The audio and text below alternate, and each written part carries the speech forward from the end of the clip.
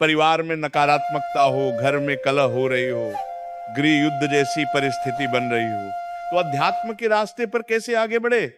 वैसे ये चीज तो घर घर में हो रही है। मतलब आप या किसी एक घर की बात नहीं कर रहे, आप इस सार्वभौम बात कर रहे हैं। क्योंकि जब तक शास्त्र का स्वाध्याय नहीं है और आचरण सद नहीं है, नाम जप नहीं है, दूसरों के प्रति श्रद्धा नहीं है, तो हर घर में कलह है। जवान बच्चे, बूढ़े माता पिता को, बूढ़े माता पिता का जो आदर होना चाहिए, अनादर हो रहा है। कुछ बच्चों की मनोभावनाओं को रौंदा जा रहा है।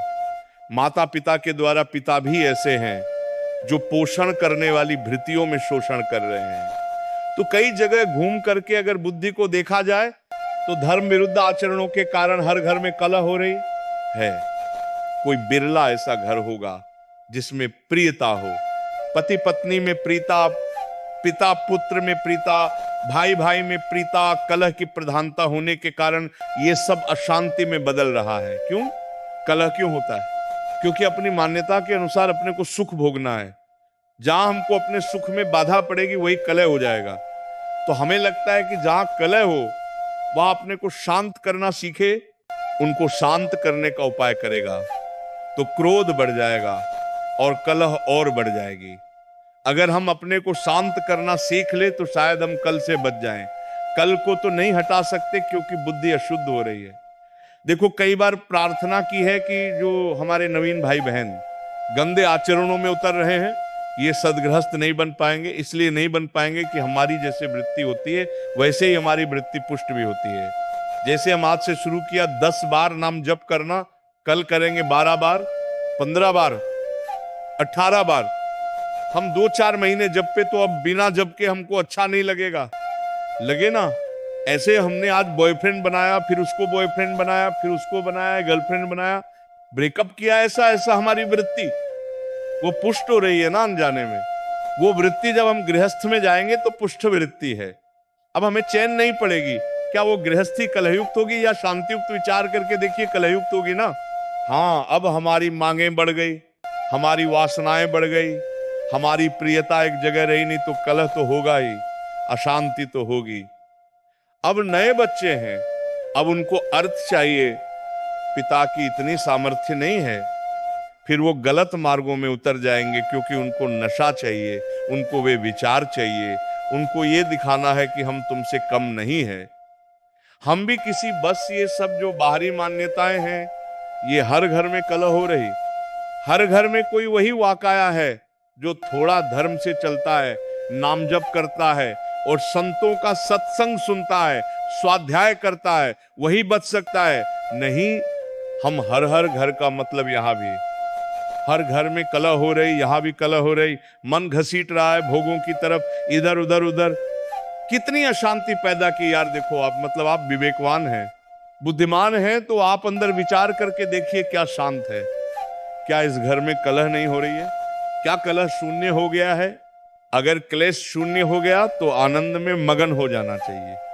क्लेश शून्य का मतलब न सोचती न आकांक्षाती समाज सर्वे भूतेषु मत भक्ति में लपते परम न कोई। अब सोच है न कोई चाह रह गई, तृप्त हो गया है, आनंद मगन हो ऐसा ना इस घर में है, उन बाहर है। जब तक धर्म से नहीं चला जाएगा, भगवान, आश्रय, नामजप और शरीर भी पवित्र आचरण वाला शरीर का बड़ा प्रभाव पड़ता है। देखो, अगर हमारा शरीर अपवित्र रहेगा तो हमारी इंद्रियां और मन अपवित्र रहेंगे। इंद्रियां मन अपवित्र रहेंगे तो हमारे विचार गंदे रहेंगे, अपवित्र रहेंगे। अब जब विचार गंदे, मन गंधव, इंद्रिया गांधी, शरीर अपवित्र, तो शांति किसको मिलेंगे? सुख किसको मिलेगा? फिर वो क्या चिड़चिड़ा स्वभाव, कड़वा स्वभाव, कुछ ऐसे दृश्य जैसे संसार में देखे ना कि लगता है कि ये मनुष्य रूप में राक्षस है। ऐसा निर्णय होता क्योंकि राक्षसी बुद्धि बढ़ गई है। अरे जिसे बूढ़ी माँ है उसको जवान बच्चा पिट रहा है, ये राक्षस नहीं। अरे जिसके चरण धोखे पीना चाहिए उस माँ ने गर्भ में धारण किया, उस माँ ने हमारी शौच फेंकी, हमको इतना सायाना किया, अब तो हमको उसकी सेवा करनी चाहिए, उसके थप्पड़ मारो, ये राक्षसी बुद्धि बढ़ गई। पिता ने जीवन भर कमाकर अपने बच्चों को 2 बच्चे 4 बच्चे पढ़ा लिखा के बड़ा किया, सब संपत्ति दे दी प्यार में।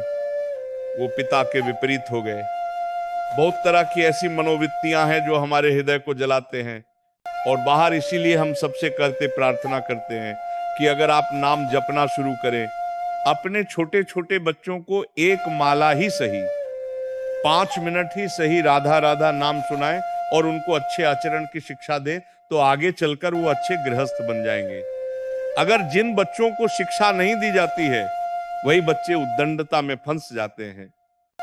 जब माता पिता में जब जीवन में भजन नहीं किया, तो अब शास्त्रों का ज्ञान नहीं कि हम उससे सह सके, अब जलते हैं, बेचारे अशांत हो जाते हैं। बड़ी अव्यवस्था है जीवन में। तो जीवन को व्यवस्थित ढंग से चलने के लिए नामजद और शास्त्रों का स्वाध्याय या सत्संग जरूरी है। जिसके जीवन में सत्संग आ गया, कई ऐसे नौजवान भाई आते हैं कि हमने सब व्यसन छोड़ दिए, हमसे पहले गलती हो गई थी, अब हम माता पिता को अपने पास रखते हैं, अब उनकी सेवा, हृदय ठंडा हो जाता है। हाँ, हमारा जीवन सार्थक हुआ कि 4 लोग बदलते रहे, 4 अपने स्वभाव को तो ठीक कर रहे हैं। अगर हम सत्संग सुने, नाम जप्त करें और ये बात बैठा लें कि कहीं ही मंदिर में भगवान की पूजा ही सर्वश्रेष्ठ नहीं है। इन हृदयों में भी भगवान विराजमान, इनकी भी पूजा आवश्यक है। सबके हृदय मंदिर में गोविंद विराजमान, चाहे माँ हो, बहन हो, पत्नी हो, पुत्र हो, परिवार वो ही है। प्रभु अगर वो चले जाएं तो उन शरीरों को हम प्यार नहीं करेंगे। अगर इस भावना से, तो फिर हमें लगता कहीं कलह नहीं रह जाएगी, पर बड़ा मुश्किल है अब, क्योंकि बहुत गंदे आचरण बढ़ गए, बहुत गंदा नशा बढ़ गया, बहुत बढ़ गया। मतलब एक बार मन घबरा जाता है कि अभी ये हालत है तो आगे क्या होगी। छोटे छोटे बच्चे, लाख प्रार्थना करो, वो नशा करने लगे। जब नशा करते हैं तो उनकी बुद्धि ठीक निर्णय नहीं कर पाएगी। जैसे हमने प्रार्थना की थी अभी नया वर्ष का, ये जो अंग्रेजी के दिनों में नया वर्ष मनाया जाता, अपना तो चैत्र में होता है, तो अंग्रेजी दिनों ना अब नए नए बच्चे उद्दंडता करें, शराब पी रोडों में टहल रहे।